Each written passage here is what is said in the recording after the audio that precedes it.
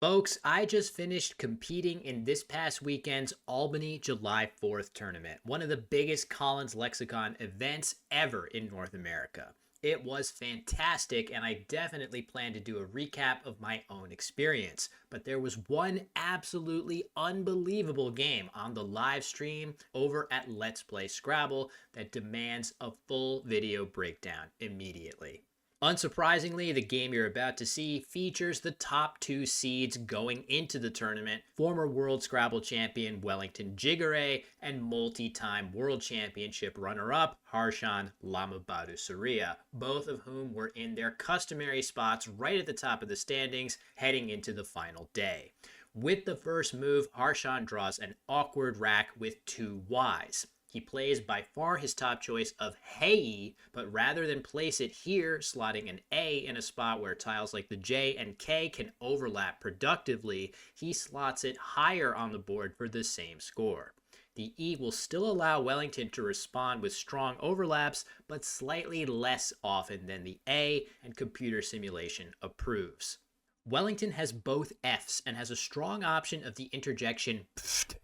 Sorry about that, for 34, saving his lone vowel. Either missing this option or taking a more defensive approach, he instead plays F for 32, keeping a solid mix of consonants and hoping for more vowels. Harshan draws a mixture of midpoint tiles and does the best he can to shed some of them with the solid dub for 25. Wellington draws only one vowel and faces another difficult turn. Nth for 16 is an interesting option, once again hanging on to the lone vowel and hoping to draw another. He instead plays pent for 20. This word does take an S hook in this lexicon, as does yup, giving him two possibilities if he can draw some vowels and hit a 7-letter bingo. Harshan continues to work through his midpoint consonants with VoIP for 22, and yet again, Wellington has only one vowel. His top option appears to be Spearmen for 48 points through P already on the board, but he makes a solid choice of Smith for 30 instead, holding on to his vowel and other synergistic consonants.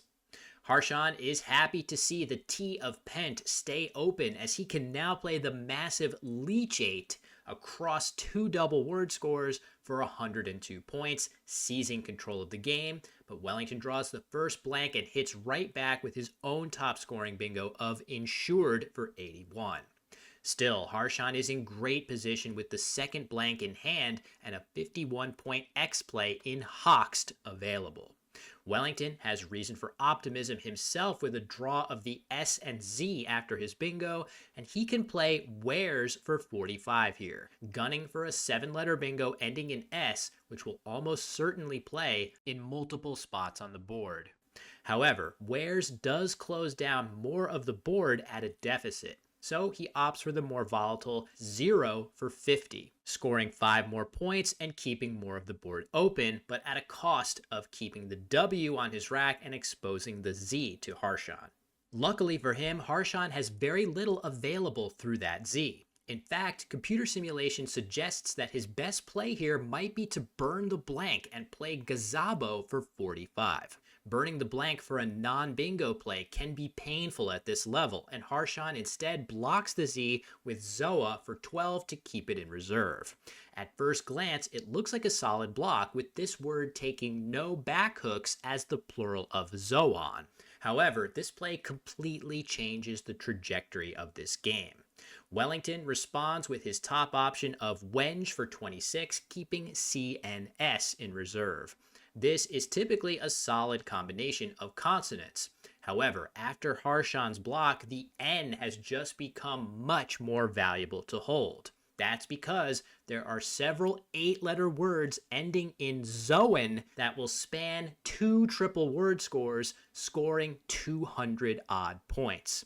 The beauty of Wellington's play is that it looks like he's blocked off the triple lane, but in fact, many of those plays are still very much alive, including Ectozoan with his C and Entozoan with another N draw. Harshan draws 2 consonants after his blocking move and can play Argalis for 72 here. This would create an easy spot for Wellington to hammer a big J play, so Harshan wisely selects Garials instead for the same score.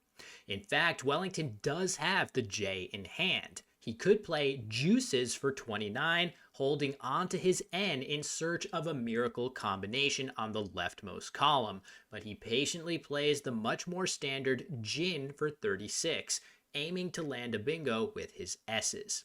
Harshan immediately pounces on the new opening with Chi for 46, his clear best play, and without a playable bingo or an easy way to score, Wellington's situation has gotten grimmer. The computer engine's top choice here is Lose for 18, keeping the CEN combination together in search of OT from the bag for Ectozoan. However, this could give Harshan incentive to inadvertently block the Zoan possibilities with a play hooking Blues, Glues, or Slews. So, Wellington plays Calls on the other side of the board for 15. This gives up the C, but there are still many other possibilities to draw into. Unfortunately for Wellington, the S out in space hits just the right spot to give Harshan a bingo of Worksite for 80, further increasing his lead. Down over 150 points, Wellington needs to hit his Zoan bingo at all costs. There's one other possibility I haven't mentioned yet, Mesozoan, and he's 3/5 of the way there. He needs to keep his E, N, and S and draw the M and O from the bag. He could play his other 4 letters in the top left with Ague for 12, but again, this allows Harshan to inadvertently block the triple lanes playing downward from the A, even if he's not aware of what Wellington is going for.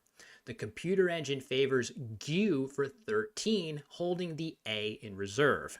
This keeps Metazoan in play as well, with a draw of MT in addition to the MO he would need for Mesozoan. Instead, Wellington exchanges those letters to maximize his chances of drawing the all-important M. Harshan is feeling good here, and without much space left on the board for 7 and 8 letter bingos, he plays Lichter for 24, blocking off some of the last remaining space that Wellington could use to bingo. But just in the nick of time, Wellington draws the M he's been waiting for along with an O. While he does have a bingo here of Moistens for 64, he can totally ignore it in favor of Mesozoan for an incredible 182 points. All of a sudden, he's back in the lead, and Harshan challenges the word to give him an extra 5 points as well. From Wellington's perspective, the unseen tiles are somewhat bingo prone, and Harshan may be forced into a brutal decision. Should he block the last remaining good bingo lane on column B, but score so poorly in the process that an overlapping move on column O could deliver Wellington the victory? Or should he take the high-scoring plays on the right-hand side, opening himself up to a game-losing out bingo by Wellington? In the actual game, however, Harshan draws Veritas in the nick of time and can play it here for 68 points. Even this move isn't a guaranteed victory, as Wellington can have boasting or a dusting through the S of Smith and even bungaloid through the LO further down in that row. In fact, after his draw, he's 1 tile away from a dusting here.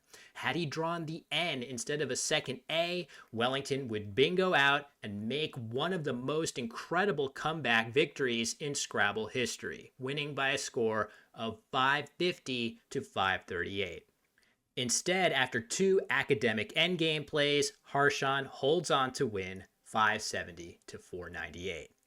These 2 legends finished 2nd and 3rd behind eventual champion Matthew Tunnicliffe, who dominated with an amazing 25-7 overall record.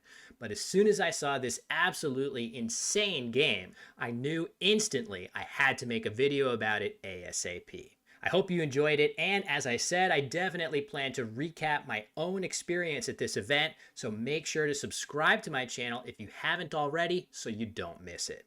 Thank you so much for watching, and see you next time.